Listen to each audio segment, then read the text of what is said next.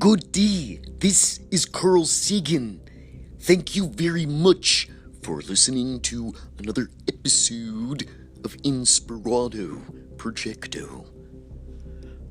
In this upcoming episode, you will be hearing an interview with Ryan Thorpe, a historian and one who knows very much about the globe. Just as I know about the stars, he knows about the globe, known as Mother Earth. We hope you, dear listener, enjoy your time listening to this very special episode recorded during the Super Bowl of 2019. In the atmosphere, it creates like a thicker atmosphere is like creating water, basically. It's like a form of water almost, And so it creates the ability for creatures to be bigger, which is why dinosaurs and insects and mammals were allowed to be bigger. But so he asked you if how big the spiders would one day could get again. Well, that would presuppose that the atmosphere fluctuates.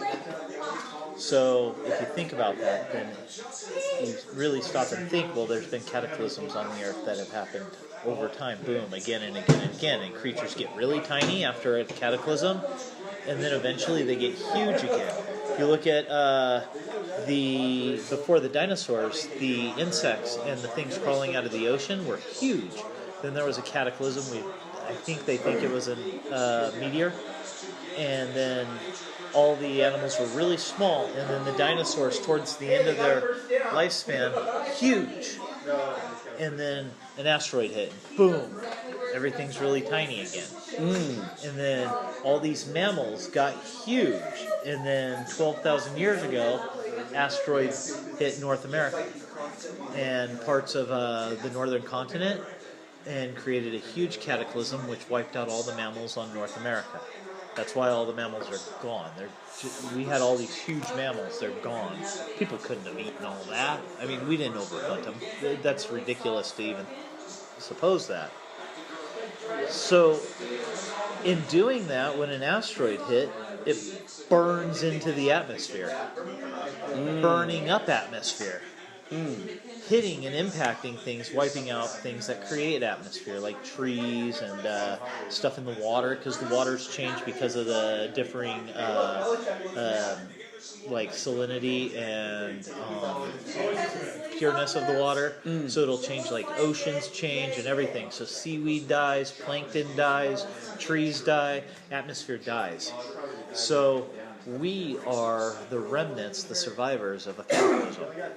And we've rebuilt, and if you look at it, it's only taken us so long to actually go super technologically advanced, considering we keep wiping ourselves out as people.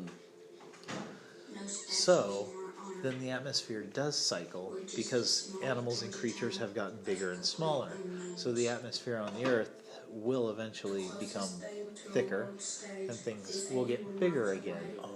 Which would explain giants before the flood. Whoa. Isn't that crazy? That is intriguing. Yeah, and it's something I would have never thought about, except he asked me a question. And then I'm like, oh, damn. So the atmosphere in the Earth is constantly changing. It's constantly cycling because of cataclysms. How do you think that affects the vibrations in general of everything? Well, okay, here's the thing.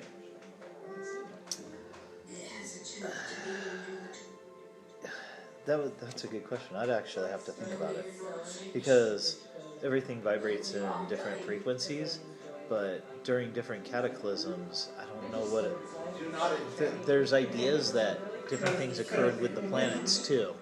So like different planets switched, like they found that Uranus is tilted on its side, or Uranus has been tilted on its side, that Saturn's rings are quite new, because of some other cataclysms that have occurred, and there's all these little clues to how the atmosphere is, or the solar system has been, and then just the whole idea that we follow a star and the star runs in a circle. So if you think of a comet flying through space, that's kind of how our sun flies through space. It's like a comet with a big old tail, and we spin elliptically. So it's not sitting still like this, which is why we can always see things, planets, because we're all going like this. So we're kind of following in its wake, so to speak, in a toroidal shape in the wake of a comet, and we're just spinning behind it. Basically, is kind of how, if you want to think of it that way.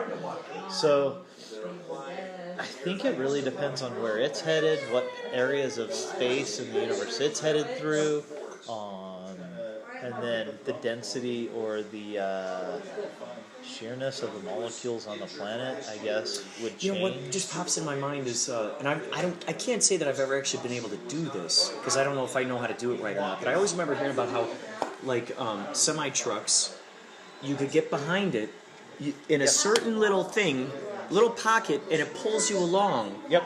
And I'm wondering if, so let's say if we use that as sort of an analogy, like the semi truck is the sun. So once you're in that little pocket, in a sense, you're sort of safe within that. From you got like a boundary of a So do you think that's kind of like what that is with the sun? Yep. So maybe the sun is clearing a path for us, and maybe that's why other things are not crashing into us. Maybe. Because we're kind of it's just going whoosh. It's kind of, but things will go around it and fly in, or things will come in from this way, or that makes sense. No direct path. That's right. We pass through a meteor field every so often. I think it's every 2,000 years, or no, every 20,000 years or something like that. We pass through a meteor field, and no, it's more than that. Anyways, they think part of passing through that meteor field is part of why, because our sun is following a huge ellipse in its solar system, and they think there might even be another sun that we're bound with, and so they're literally. So the sun is caught up. Our sun is caught up in its kind of orbit, in and then we're just in that, and then there's another one that's looped with that, and then that our universe is in orbit with other ones, and so it's just this huge, massive, swirling mass. So, I don't know, it's a really good question, because I've been contemplating the vibrational frequency of water, because the guy who created the car that they killed him over... Oh, yeah. Was that the... what was that documentary? Who killed the electric car or something, or the something electric? Who killed it? But I guess in that documentary they show some guy who's able. He pulls his car up to a pond or something. And he fills it with water. Just a little bit of water. Rick Strassman, and he could put any kind of water in his car. And he said he pulsed it, and so he used electrolysis to create hydrogen. But then he pulsed a frequency into the water. Well, then they came up with the same thing in I want to see UC Santa Barbara came up with the same thing, where they're using frequencies to pulse seawater, and they would light the water on fire because it was releasing hydrogen. So the pulsing with the electrolysis created a huge hydrogen release, which is what Rick Strassman did, and that's the whole secret. Wow. So I've been really looking into frequencies, like frequency of water and everything like that. Because here's the thing, everything vibrates in a specific frequency. That's right. And so if you can connect the same vibrational frequency of one thing with another, you can disrupt the molecular bonds between it, which then causes it to separate. And that's how he did it with the water, and that's how they did it up in, I want to say it was Santa Barbara. I could be wrong though. But, yeah, so... What's interesting how that stuff works, because I recently saw something on YouTube where they put some kind of liquid. So they took this. They showed this is for like third world countries and whatnot. So they showed this They just took like a regular bottle of water. They put it in the local pond or whatever. It brought it out. It looks all brown. It still looks terrible. Yeah. They put a few drops of this particular stuff, and what it did was it bonded together with every solid thing that was in that water, and it sunk it to the bottom. At the top of it, so you see this thing, it clears up within like 3 minutes, and all of a sudden you got drinking water. So all the water near the top you can drink. The stuff near the bottom, well, that's all sediment. That's all whatever was brought to the bottom. So it was crazy, the fact that they were able to use the frequencies in that way to separate them out. Well, and that's the thing is, everything. Okay, so then it makes you think about like 5G, 4G, 3G, cell phones, the vibrations that they create, the electromagnetic noise. Because we talk about, you can't be around electromagnets because they can cause cancer, but the Earth vibrates in an electromagnetic field of between 4 and 100 hertz, I want to say is what it is. It varies. So going back to your original question, I think it would change the vibration of the planet, now that I think of it, because an impact would create energy within the molecules of the Earth. So it probably created it either slows it down by hitting it and the vibrations slow down the Earth, or the vibrations kick it up and speed it up. Well, now what I'm wondering is... Which would explain less life, according to... shorter lives, according to... like... folk tales and, old... Because they say in the olden days people would live hundreds of years. Yeah. And if you speed up the vibrational frequency, that might cause less of a life. Like, shorten it. And then it could explain why the atmosphere is harder on us. Like, why do we burn in the sun? Well, maybe it's because our atmosphere is too thin for us. And we're used to a really thick atmosphere. And then that always brings me back to aliens, too, because then... if something like that happened, and if you stop and really think about it, we wiped ourselves out as a civilization, and then we only really reformed in about the 1400s, 1500s, and we only really embraced science, it was well after the 1600s. So we've only been scientifically advanced for maybe a little over 200 years. But it's only taken 200 years to become this scientifically advanced. But we're over, according to mainstream science, we're over 250,000 years old as a species. According to alternative science, we're closer to 1.5 million years. It only took 200 years. So how advanced were they before a cataclysm? Well, and then that's the crazy thing, too, because then you'll find out about how these people knew how to make their own batteries. A lot of these people already had their own silverware, But like stuff that you're like, what? But they lost it as time went on, as times advanced. And then you hear all these things like, they talk about the Sumerians with the Anunnaki. Because I listen to a lot of that. My buddy is huge into the Anunnaki. But He's got a here's the friend thing. who's like, big What time. if they aren't aliens? What if they're people who, there's a cataclysm, they got up in their ships, they flew into the space, they survived as long as they could, they came back down, land, and there's a bunch of primitive people. And now they're gods because they can clean water and filter water. They have genetic capabilities. They know how to manipulate genes. Kind of like Idiocracy, where he had sort of like an average-minded dude, but he's in cryogenics, and then he comes out, and like everyone is just lowest common denominator, kind of like because they're all surviving.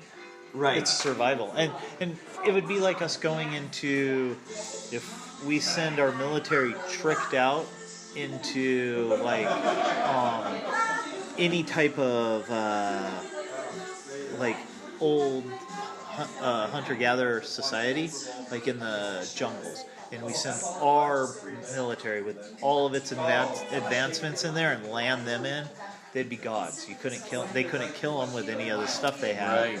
And they would be able to control them. They'd worship them. And so they would be like animals to the advanced people that are there. And I'm sure that the ego that would ensue would go to their head. And then imagine the children of them that are sitting there and the ego that they have. I mean, you just look at the examples of the people nowadays and the kids of wealthy people and their egos. And you take that, and then if course we're gods to you. Worship us like gods. What if that's all it was? What if it's just advanced people who came back down, and that's why shit got worse, because there just wasn't enough of them, and the dumb people, idiocracy. The dumb people outbred the smart ones, or at least the ones that were kind of smart. They didn't have the schools. They didn't have the resources to continue creating the factories or whatever it is they needed to build their equipment.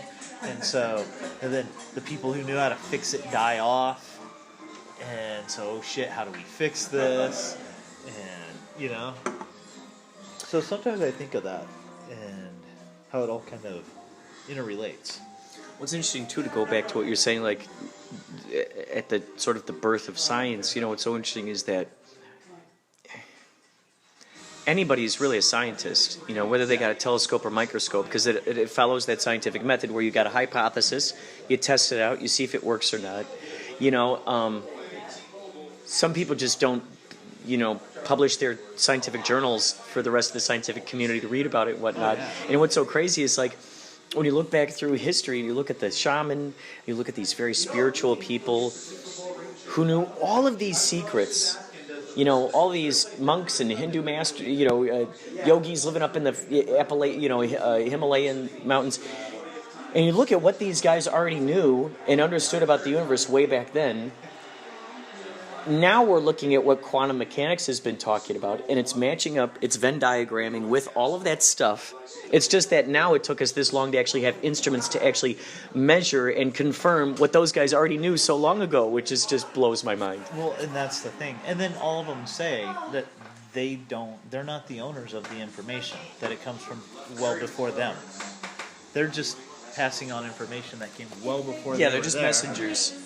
And, no, it is crazy, because there's a huge correlation to how things are linking up with the past. Mm-hmm. And it's really interesting. It's really interesting to see that link, because those people were original. They were the originals. They're OG scientists. Yeah. There's a Shen Nong, I believe is his name. He's an emperor in China. And he is the emperor of, he's an emperor known for bringing medicine to the Chinese people.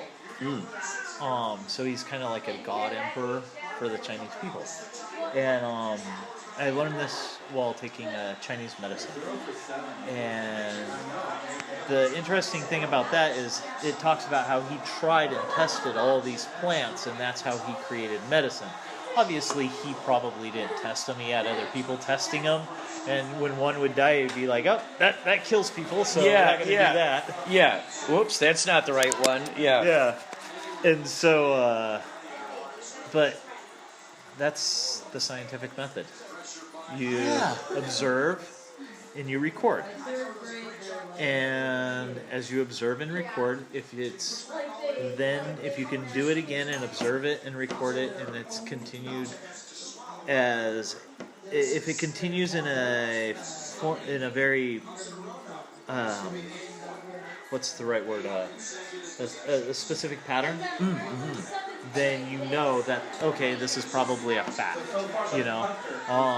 Salicylic aspirin, or from aspirin, the salicylic acid relieves headaches. They were able to take the white willow bark and find the thing that helps relieve the headaches and strip it out of the white willow bark and go, okay, this is it. That was a fact. But the white willow bark isn't negated for what it needs to do, because the different chemicals within the white willow bark actually help protect the stomach from the harshness of the salicylic acid. And so those people kind of knew more than we did, because they stuck with that method instead of pulling out that one chemical. And they were smart enough to maintain it within that cocktail. Wow. And we think we're so much smarter because we can pull out the one chemical, but that one chemical isn't always the best thing to pull out. I don't know. So yeah, science. What's crazy when we look at like the ways that these guys would go either do during the ayahuasca ceremonies, or doing DMT or who knows what.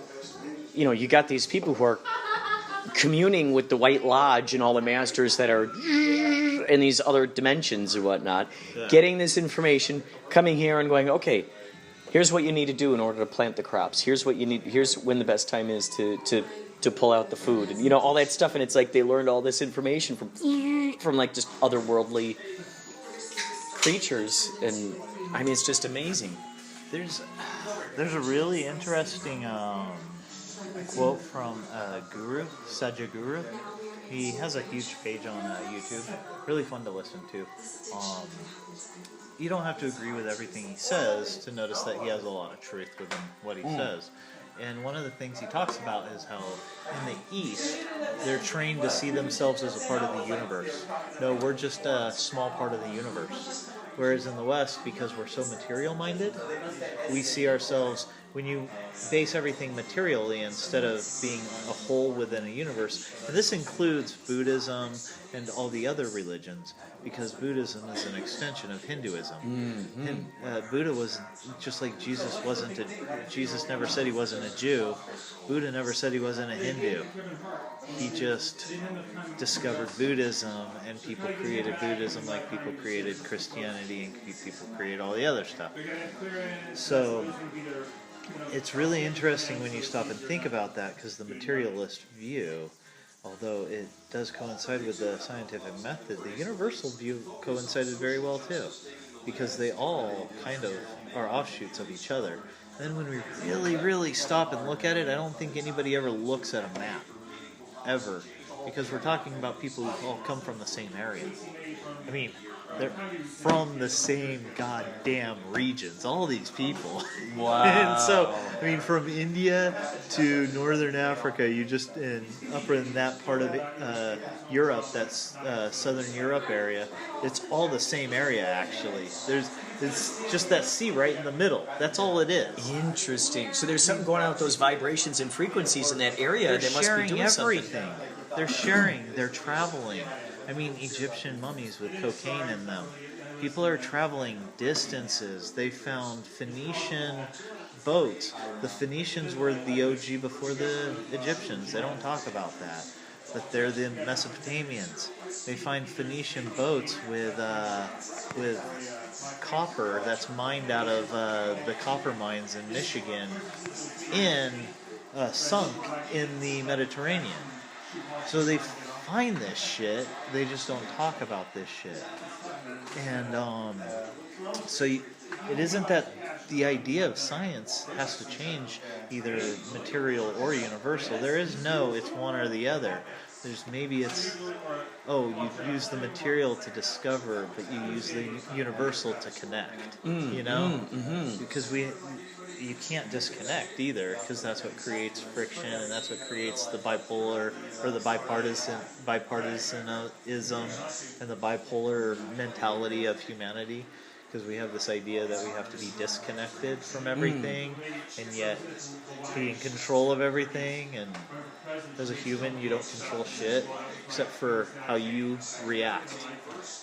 That's the last thing it's the only thing you have left to control is your own mind, how you react to... Well, then there's that idea. There are those ideas that that we are, if we were to play along with that idea that each of our realities is relative to each human, because you go off and you're the only person who has to hang out with whatever's going on inside the brain and all that.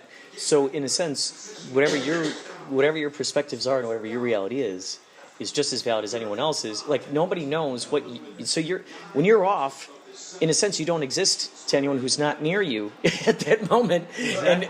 And neither do your experiences to us, but they do still are valid to you, which is so crazy, because then that plays into the idea that each person is sort of manifesting their own reality experience, and that is depending on what they're choosing to define and how they feel about those definitions, about those particular things.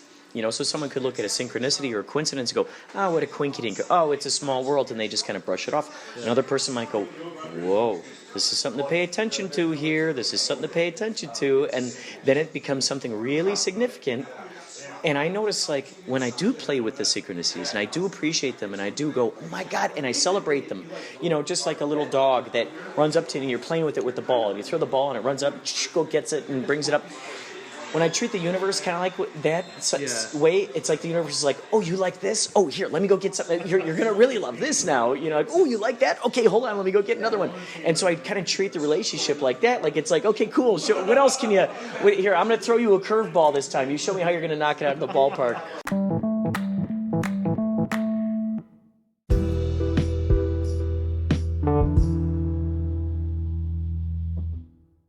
And it's crazy because it just keeps...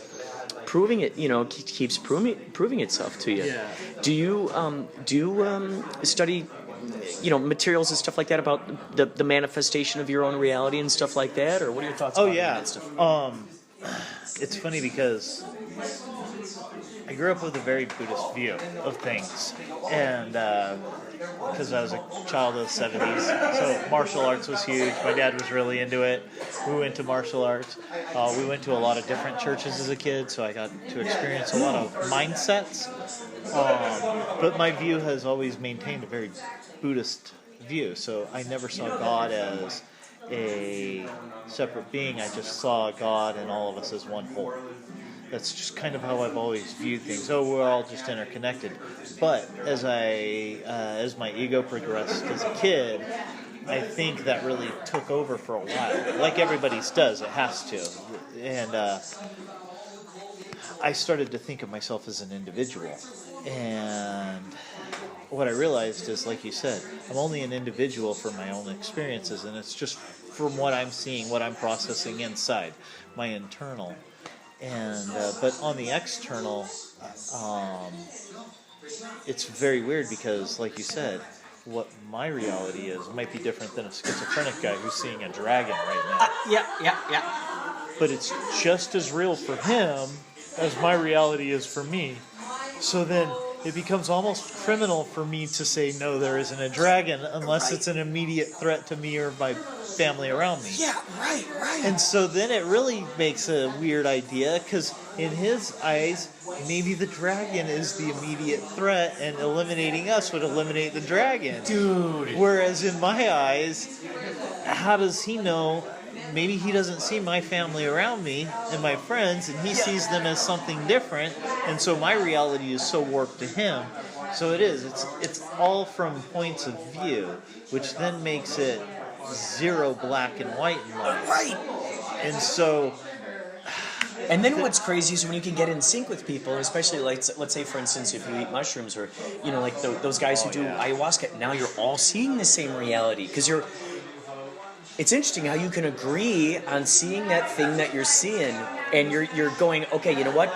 We have now entered, just like when you play, I don't know if you ever played Dungeons and Dragons growing up, but it's cool when you're playing those role-playing games, and all you got is just the dice and everything in front of you, yet everybody can react to that experience. You're like, oh God, there's the dragon. Oh no, you know, oh, there's the secret door, and oh geez, here comes a wood elf, you know, and it can all become very, very real. It's interesting how that can happen with the psychedelics, you know. It's a sync of your imagination.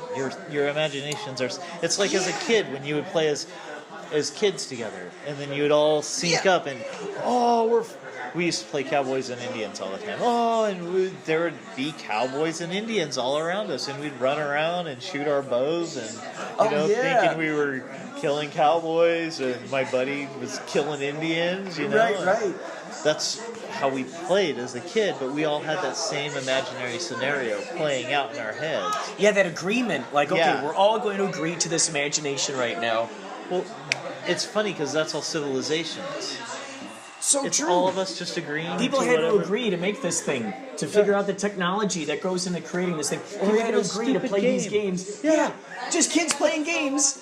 And then it gets to be so serious, doesn't it? Because people start killing people over because you bet the wrong thing, and you're supposed to stumble when you caught that pass, and you know. And it's a game. Yeah, it's just a fun little. It's just a game. It's like going to a park and going, well, how did he die? Well, they were playing checkers, and he kinged them, and he didn't like it, so he stabbed him. Right. You're like, what? Yeah. Really? Over checkers? Oh, yeah. But yeah, it's all just... we had my dad got really sick. And he went in the hospital, and somebody asked me, it's kind of funny, it goes back to the whole reality thing. They asked me, because he's really, really sick. He's doing okay right now, knock on wood. But he's very physically strong, even though he's really, really sick. He has a will for physical strength that's really unparalleled. And so he was on the border for a while, and he's been sick for the last few years, and so he's been close to death a lot. And she goes, well, how do you feel about your dad dying? And I told her, I said, the funny thing is I have my own family. I created my own family, and in doing that, I haven't been a part of my dad's family for over 20 years. So when I love my dad, and when I miss my dad, the love and the missing that I have is all past. It's all history. It's things that have already occurred and they're gone. So if I mourn that, I'm mourning a past that hasn't existed for over 20 years. Whereas you just accept it, you live in your moment, you enjoy the people around you, and you continue to move forward, hoping that the plans you made will come true, but knowing that life sways you in so many different ways that even though you set those targets, you might not even hit that. You might hit something over there, but it'll be an experience. And that's what I think the universality of all of us is we're all God, we're all one soul, we're all one existence. That's my Buddhism coming out again. But the point of us is you have to have God, you have to have all of that knowledge. And when you live outside of matter, which is what I think it's anatma, our non-soul, our connection with God lives outside of matter. And so there's no time and space for that. And so it experiences all of our lives in an instant, which is why God can be omnipotent. Because we are God, and which is why we can be omnipotent, which is why odd synchronicities occur where people tell the future, or you get a whiff of an event that's going to happen, and you're like, I'm not going to do that, and then you find out there's something bad happened over there, or I'm not going to do that, and then you find out something great happened over there, and you're like, oh, fuck my life, only to have something better occur later, because that thing would have distracted you from the other, or however it works. And so it all comes back to that. Why are we here? Where do we come from? Where are we going? Well, then there's that idea that so since each and every single reality is just as valid as every single other reality, so my world, there will be Venn diagrams with the world that you're experiencing, right? There are going to be those Venn diagrams, those things that match up harmonically, and those things. And we might make certain agreements about certain things, but really, ultimately, what's so crazy, what's so beautiful, what's so special about all of it is that, so your own reality is your own reality. Whatever you're choosing to define, whatever, if you want to just suddenly start treating this as a robot, it is. You're defining it as a robot. Look, it's making noises. It looks, it's a robot. Yeah. If someone else just goes, oh, that's just a bunch of metal. Okay, well, it's that too. So there's that idea that every person everything in our particular reality paradigm is just another reflection of us. So now, if we are to look at it from that perspective, that, okay, you're just a different reflection of me, every single one of these people here is a different reflection of me, what am I here to learn from each of these reflections of me, and what are they teaching me about myself? Oh, yeah. Right? And then you're going, okay, well, if this particular person says something that's offensive, then you go, okay, why is that offensive? Why am I holding a strong connection to that offense? And can I release that demon? Yep. Is that something I feel so strongly about? How much value am I placing in holding on to that thing that I got, that I'm offended by or whatever? So it's interesting. It enables you to go, do I want to redefine this or not? Or is this a really important grudge for me to keep holding on to? Well, that's growing up in an abusive situation and being poor growing up and having situations occur.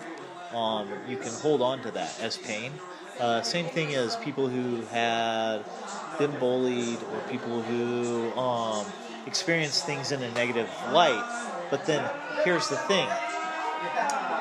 Those occur to you, but why do they occur? And what do you need to learn from that? I look at people who have truly bad situations who are great. Like Oprah. Oprah grew up with the epitome of the worst situation that you can have in this country. She was abused. She was the wrong color, the wrong gender, the wrong size, the wrong everything. And she is fabulous. She created greatness from everybody considering her to be the wrong everything. Because like you said, she didn't see her reality as what everybody else chose to see her reality. Ooh. She saw her reality as completely different. And that power is what gave her the strength to move on. And that's where when you do see somebody and people piss you off and you get really angry at them. And I used to get so mad when I was younger.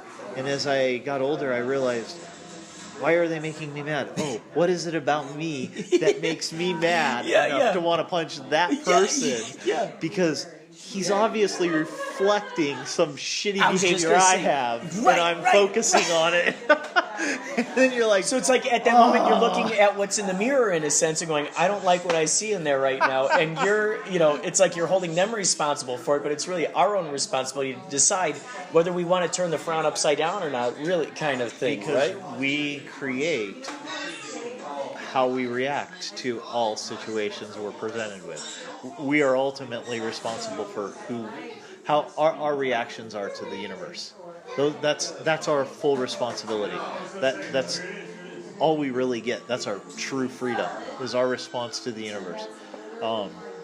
Whether there's so many theories economically and politically and religiously about all these different constraints people place on other people, but those are all just their realities, and they're playing out their realities on the world like the rest of us. And the ones that bug us, if it bugs us that much, then go fix it. If you don't like the way something is politically, you don't fight and try to destroy the person because you become the person. You fix it by creating the beauty that you want to see. It is funny because like the stuff that we complain about, we end up actually becoming. So like if I'm always complaining about like bananas, okay, so whatever reason, let's say I got a big rant against bananas. Let's say, I don't know, whatever, maybe we grew up on a farm where there was just all these rotten bananas all the time and it would make my grandpa sick and whatever, I don't know. I got a big grudge against bananas, so like wherever I go, I'm like, fucking bananas, and it's just, but now people are like, dude, will you shut up about the bananas already? Like now I have become the thing that I'm complaining about, and people are like, dude, you're becoming the rotten banana. Like, dude, just drop it, dude, stop being the rotten banana, get rid of it, Well, that's completely it. It's completely it. Well, it's funny because when we were younger, I don't know if it was this way for you. You had certain political viewpoints. You would just vent on people, and people would be like, whatever, kid. Whatever, kid. You just don't get it, kid. And I used to get so pissed because I'm like, why aren't they alive with this issue like me? Yeah. And then as I got older, now I'm like, whatever, kid. Because what I realized is the issue was important to me because there was some way I was personalizing it. Dude. And because I was personalizing it, it became important. Yeah. But the more I fought against what I was personalizing, the more I became it. And so when I backed off and was like, people are people. The Baz Luhrmann song, Sunscreen, where, when we were younger, however, bad paraphrasing, we would, thought that politicians were noble and prices were cheaper and people didn't philander, and it's not true. It's always all the same stuff is going on. It's all cyclical. Nothing's linear in life. Everything is very cyclical. The planets, the cycles of the universe, the seasons, the weeks, even our life. We think our life is a linear event, But as we grow and get older, if we've created more life, then that's a cycle, because we pass on our not only our genetics but our thoughts, and then our thoughts manifest somewhat in our children, which then manifests in our grandchildren, and that cycle continues to blossom. And if it's good, it's good. If it's bad thoughts, then we create a cycle of destruction. And it's crazy because that falls right in line with that age-old cliche, you are what you eat. Yep. So if you're constantly eating that information, you're bringing it around with you wherever you're going, you're going to the grocery store, you're bitching to the cashier about it, you're sitting on the bus, you're bitching at the person who's sitting next to you, you're going out for jogs, taking the dog out for walks, and then you are what you eat, you know? So it's like, okay, so if that's the case, and then to go along with what you're saying, that passes on to the kids, and those, you know, go on. Now, then you're going, okay, well, how much value am I holding in these particular viewpoints, and are these enriching the best version of myself, and from each moment to each moment? Because how many people are on their deathbeds going, thank God I lived my whole life being such a staunch, whatever, Republican, Democrat, whatever. Thank God I lived my whole life just battling this other thing, you know, fuck the Patriots, fuck those guys, I'm glad I died not liking them at all. You know, or whatever the thing is, it's like, how many people really appreciate that? And then how many are sitting there going, whoa, why did I allow myself to be controlled by this matrix that everybody else told me what to do? And why didn't I pursue my life as a painter? Why didn't I pursue my life as a whatever mountain climber, whatever it is? And then I somehow told myself these lies that, that could never work for me because that's oversaturated with this or oversaturated with that, and I can never do this because, you know. So it's like, how many people are actually living in their deathbed so happy that they lived a very, you know, straight-lined, very careful, very normal, very beige, generic existence. I didn't once cross the line. Yay! I died without once crossing the line. Everybody, gather around. Want to hear the Inspirado hotline number? Yeah! All right. Goes a little bit like this. 561-203-9179er. 561-203-9179er. Say, I got an idea. How about you try it? Sounds great. Okay, here we go.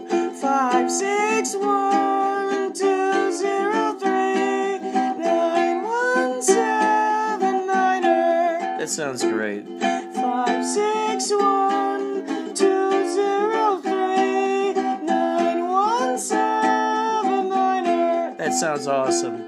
561-203-9179er.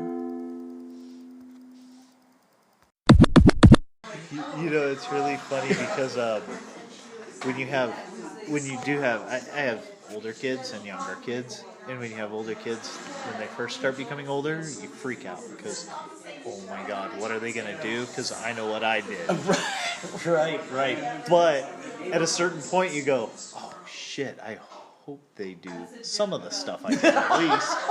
Otherwise, they're going to be such repressed adults. Dude, how crazy. So you're already seeing the domino effect of where it could lead to, right? So you're like, God, I hope they have fun. So with my kids, of course, I don't want them to lose control, but they have to have fun. They have to experience life. Because if they don't, then they'll lie in bed on their deathbed with regret. And yeah, nobody... Les Brown, brilliant man, one of my favorite motivational speakers. He says, paraphrasing again, nobody wants to lay on their deathbed with the ghosts of what they could have accomplished staring at them. Holy shit, dude, that's so crazy that you said that, because decades ago, this idea had popped into my brain, and I go, wait, my future self is right now lying on his deathbed. And I'm like, does he want to think about his regrets, or does he want to think about the fun memories where he was courageous and he just decided to follow his heart? And when that popped into my brain, I'm like, okay, I want to do good for for the future self. I want to give him stuff to think about, fun stuff. And so whenever I was confronted with a situation where I go, okay, this might embarrass me, whether it was, whatever it was, someone who just happened to look familiar to me, and I'm like, you know what, you look really familiar to me. You look like a friend of mine that I grew up with. Is there any chance that your name is this, or that you grew up in these areas, or it might be related to this person? Like those kind of moments, even if they say no, I would much rather have that moment, that remembering having that memory of embarrassment, but at least testing it out, than going, why was I so terrified and just saying that simple thing? It wasn't like they're going to go, how dare you ask me that? Ah! And they start stabbing me. It's like, I'm just asking them a question, like what would be the harm, So it's like, it's crazy that Les Brown actually has said those kinds of things. Oh, brilliant motivational speaker. Well, my morning in a nutshell is I get up, I do breathing exercises to sync my body, and then I do put on motivational stuff while I'm breathing, and then I do a series of meditations. It sounds really silly, but I do the LBRP, Lesser Banishing Ritual of the Pentagram. It's a way for me to meditate and focus on something. LVRP, it's called? LBRP, Lesser LBRP? Yeah, it's a magical what does it stand for? Lesser Banishing Ritual of the Pentagram. It's something I run through in my head. It's just something for me to focus on before I go over all my goals. And I've changed it in my head from what they do in the Golden Dawn and all the other high order magic groups that do that. Because I don't see magic as how other people see it. I see it as a system that was created over years and years and years to help people focus and learn to bring about manifesting your will. Yeah. And they're tricks to help people learn to meditate and focus and manifest will. So I do it just before I do my goal planning, and then I'll do my goal setting where I review my main purpose in life, my focus, and then I review my goals of the day before, and then I plan out my day ahead, and then I do a gratitude session. Awesome. What I'm grateful for the day. Awesome. I have at least 5 things I tell myself. Brilliant. Then I look at myself and tell myself I love you, which is the hardest thing you can do. Look in the mirror and say it to yourself and mean it. And then I put my motivational stuff right back on, and I go to work and I listen to it for easily 2 hours. Perfect. That must affect your reality in huge ways. Well, it's like you said previous. It's what you take in. So I've learned through people who have experienced life and are successful at life that's part of their rituals. Mm-hmm. And I think it was Will Smith actually said it, where nobody wants to be around somebody who's negative all the time and just down, and so if you maintain a positive attitude, you create warmth and affection, and people want to be around you. Yeah. And the more people want to be around you, the more successful you are as a person. Because a good person, people want to be around good people, and they want to be a part of things that are good and happy and beautiful. And so, you work with what you have, and I have only so much, so if I can create positivity on top of it, then that creates even more for my life, and if I can share that with other people while I go throughout. So if I start my day off that way... Dude, and the whole rest of it just keeps going, because then that's your lens, and what's so great about that is that, I just love it, because especially if you're educating yourself in your mind throughout the day with that kind of information, that's the lens that you're now looking at every single thing that you're coming across through, and now you're able to look at each other human as the greatest reflection of themselves and choose to define them how you want. And they're just winning. They're winning because you got this great positive outlook on them. Now you're offering them the ability to really actually, am I this great version that he sees within me? They get to choose whether they want to be, that great version of themselves. You might compliment someone about something, like they can either go, I'm not or they can go, well, thank you for noticing that. Thank you. And then once they say thank you and they notice that, they're like, wow, now you've turned something on within them, and now they've gone on, and now they view someone else throughout the rest of their day with a different lens, and it's great. Well, how can you ultimately be who you want to be if everybody around you gets torn down? It's the Hitler paradox, where Hitler was a person who had the ability to influence people. Could have influenced people for a lot of good. Germany had a lot of problems. He could have influenced a lot of good and created a beautiful society. But he drug everybody down with him to the detriment of countries and to the detriment of the planet. So instead of being, ultimately not all of us are that, we're not ultimately that evil, but if we continue with negativity, we just drag everybody down around us to where we create a pit. It's a literal pit of despair around you that you're wallowing in, and nobody wants to step in it, and so you've now created a barrier in your life.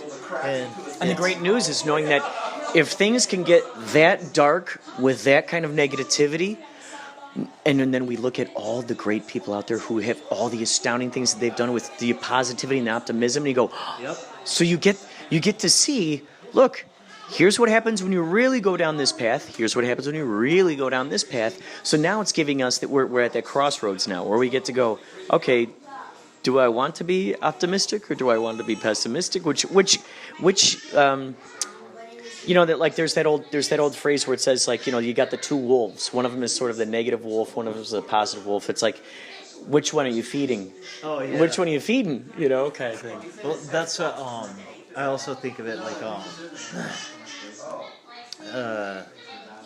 the debate of him aside. I think of the words of Christ, where he's where he commands his people to be like a candle and let their light shine like a candle. And you don't take a candle and you hide it under a bushel, a small tree, because all the light gets blocked out. But you put it on a pedestal so it shines, so people flock to it. And it's a beacon. It's a beacon. Yes, and there's a reason why lighthouses and light in general and those things are so drawing to us. It's because it's a sign of comfort and safety and peace and security. I mean, back in our hunter-gatherer days, if there was a fire, the animals stayed away and we were safe and warm. And then all of a sudden, these archaic ideologies are so programmed into our DNA, the remembrance of our genes, the remembrance of our cells,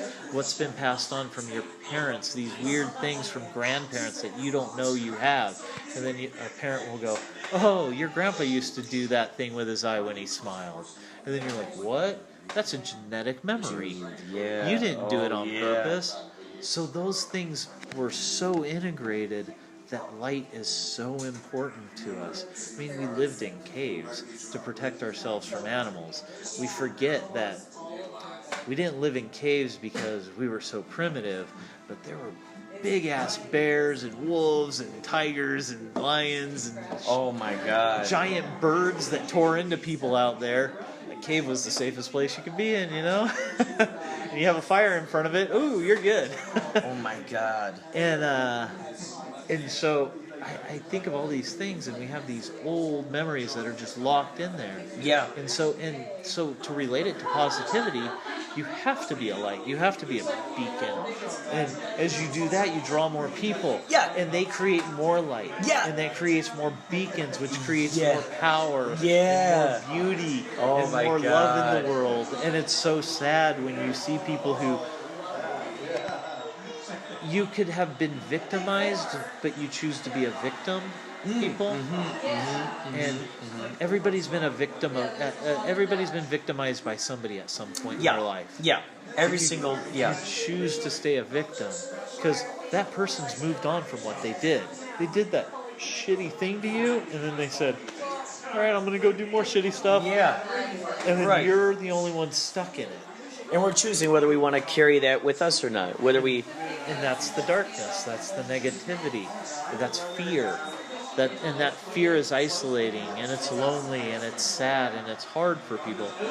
And it's so easy to flip the mind, but so difficult at the same time.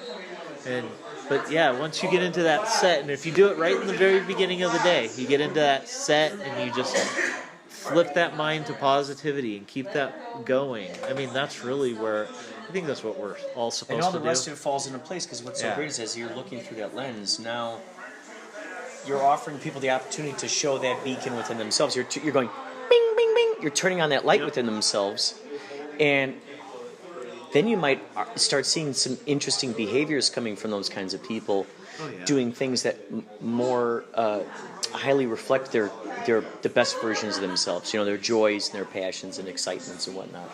I think, and it's really funny to say, but some of the funnest things for me to watch, because I like to be very positive when I go out and I talk to people, and sometimes I annoy a lot of people because of it. I'm going to be honest, it annoys a lot of people, but I love to see a young person's mind turn on when you say it, and then a few weeks or months later you see them and they're like, oh yeah, I left that job and I'm doing this and I'm following this goal. And you're like, fuck yeah. Oh yeah, absolutely. Because now they're so in sync with their passion that their life is going to be great. Dude, it's going to be struggles, but it's going to be great. It's so great because when I used to substitute teach for like 9 years, I was listening to Alan Watts. There was like a 15-minute podcast you could just get. And every single night before I fell asleep, I'd listen to that 15 minutes, go to sleep with Dr. Alan Watts talking into my brain as I fall into sleep. So then that's grinding around my brain, that's marinating. And I wake up and I go into school and I'm talking to these kids about, and I'm listening to people who are channeling spirits and all this stuff. And I was, just really dialed into this. So I tell the kids, I go, okay, we're going to do your lesson plans today. But then we're also really going to talk cosmic talk if you guys want to talk. We're going to at least have 15 minutes of that. And, sometimes I do it halfway through or at the end of the day. Or, I'm like, if you guys want to talk more, come during nutrition. And we'll talk even more. And it was great because I was telling these kids, like, look, you don't want to be locked into this kind of matrix. I'd let them know, like, you guys have extraordinary talents and passions. If you got any teachers or any parents who are telling you, don't do this, don't do that, I'm worried for this, I'm worried for that, don't be an actor, don't be a, go be a doctor instead, go be a lawyer. I'm like, it's not that they don't like what you're doing necessarily, but maybe they're just worried for your own good and your own safety. That's all they know to go to. It's like they think of lawyer or doctor as sustainable, someone who's stable, you should go do that. They're not looking at the possibilities in what could possibly occur with your passions and talents if you follow them. And I said, you guys, I can guarantee you right now, if you do not waver from diving deeply into the things you most wholeheartedly, absolutely love doing, you will no doubt become incredibly successful in that because you just keep feeding it. I was telling bits about how the universe, gives more to us as it sees us moving in a direction. It's no different than, like, let's say, for instance, if I said, okay, I'm going to shoot this commercial today and it's going to have to do with the person who's running around a track all day. Yeah. Am I going to talk to the person? Am I going to ask the friend of mine who's the person who used to run marathons 30 years ago but is now sitting on the couch? Or am I going to talk to the friend who has been running marathons for the 3 or 4 years? Probably the guy who's been running the marathons, because I know if I shoot this commercial, he's not going to get tired and and complain and stuff. He's already in training. He's already doing it.